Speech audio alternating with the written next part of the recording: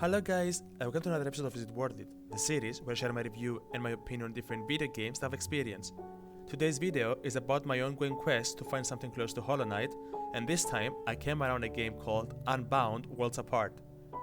Unbound Worlds Apart is a 2D Metroidvania puzzle adventure game developed by an indie studio called the Alien Pixel Studio. This game is their second ever game and it was published by themselves, originally for the Nintendo Switch and for the PC. A year later, in February 2022, the game made its debut for the rest of the platforms such as PlayStation and Xbox for both their generations. The game upon its first glance looks like Hollow Knight. The studio never denied that Hollow Knight's art style was one of their main references, but they also made sure to explain that the game cannot be like Hollow Knight because of one major factor: it won't have any combat mechanics. They claim that they like how the original Xbox exclusive Ori had a nice platforming challenge, and so they created Unbound, which combines art styles and platforming references from both Hollow Knight and Ori, with their own added twist to it, such as plenty of puzzles and portal power-ups. Unbound is another wordless game that combines imagery and reading to express their story. Spoiler alert for the first cutscene of the game. During the game, the players get control of Sally, a small red-hooded wizard.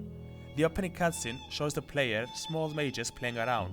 When Sally approached the other two kids, got scared of him and ran away. Sally has a weird ability that allows him to open portals to other interconnected worlds, however he cannot control it. He accidentally opens a portal and a weird creatures enter the gate and runs away. Sally's village consists of plenty of magicians who are preparing to make their annual celebrations of the Guardian, where they reinforce the crystal's powers to keep their world safe from the outsiders. While Sally was looking for the monster, he distanced himself from the village.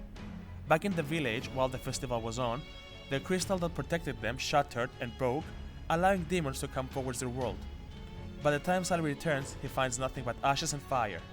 A dying wizard requests Sally to go to the forest and seek shelter under the wizard Brom to protect him.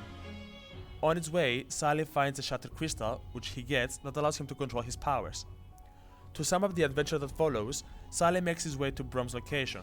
The powerful wizard asks for Sally to use his powers to venture around the land of Varia and collect crystal shards that are required to seal the demons back away.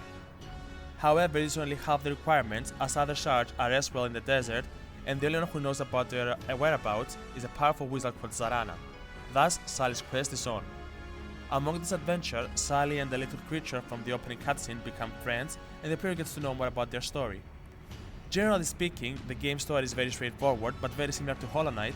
If the player wishes to learn more about the world and Sally, they'll have to search around and interact with various NPCs, pillars, and others. The story is far more deep and grim, with a lot of unexpected plot. Most of the mages would majorly speak about their world, or even their lives prior to the demon invasion. Laria, the little creature, also appears a lot in the game and explains the players about its life before the demon invasion, about its world, and about how amazed he is with Sally's determination to save his world. The game also has two different endings based on how many collectibles the player will collect prior to the last boss fight. Both a bad ending and a good ending. More about the story and the world of Sally can be found if the player collects all of the collectibles and visits the stone tablets that holds the entire story about them. Two cutscenes that reveal about Sally's past can also be seen if the player tackles the challenge portals. It is also worth mentioning that all the cutscenes in the game and backgrounds are all hand-drawn and very well designed. The game is a 2D side-scrolling Metroidvania that combines puzzles and platforming. Drawn by its inspirations, the player's character Sally does not start with much other than maneuvering around and jumping.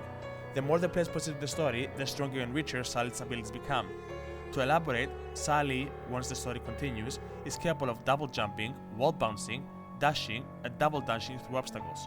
Once again, very similar to the first abilities that the Knight gets in Hollow Knight.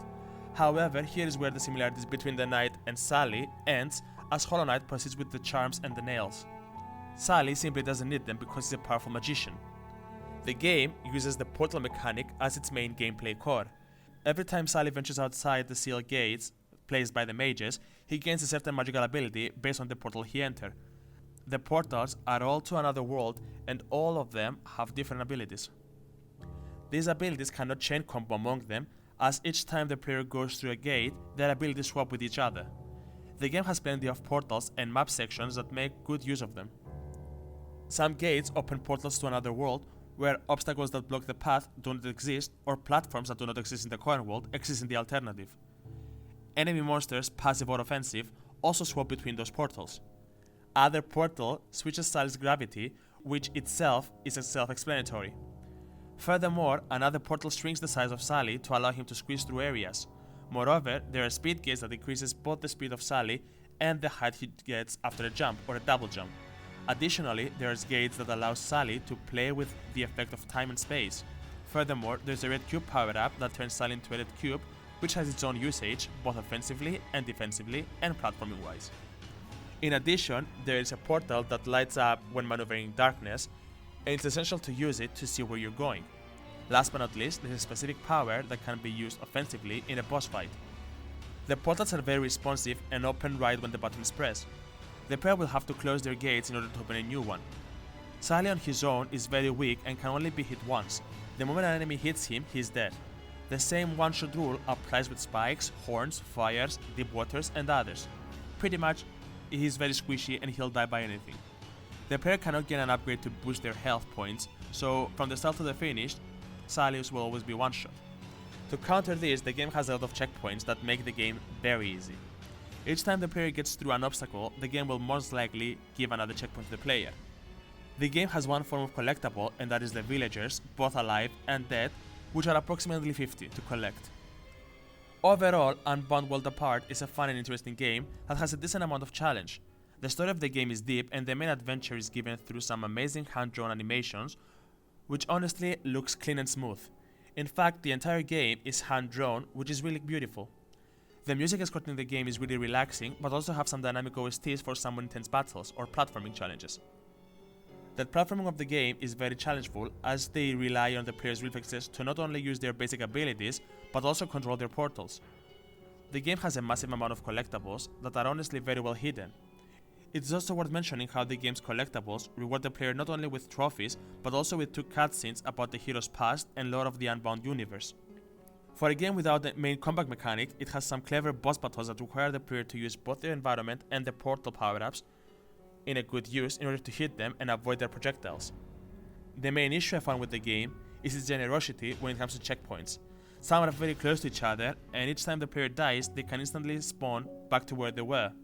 This includes boss fights and many other elements that, trust me, it would have been way more challengeful to not give me as many checkpoints as they do. The platinum of the game can easily be acquired by simply doing the optional stuff and collecting all of the collectibles. I hope you guys enjoyed the video. If you did, please leave a like and subscribe. Tell me in the comments below what are your thoughts on the game and whether or not you're gonna play it. For more information, do look on my website, link below. Till then, take care and I'll see you all in the next one. See ya!